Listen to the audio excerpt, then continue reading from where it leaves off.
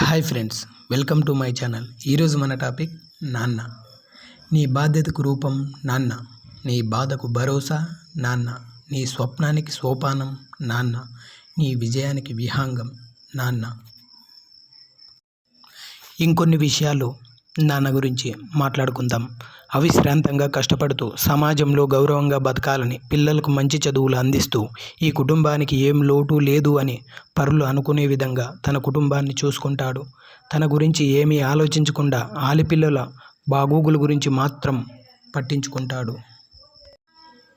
అలాగే బిడ్డలపై బయటకు కోపం నటిస్తూ లోపల ప్రేమ చూయిస్తాడు. నీ కోరికలు సుఖాలు ఇష్టాల కోసం ఆయన కోరికలు సుఖాలు ఇష్టాలు త్యాగం చేస్తాడు.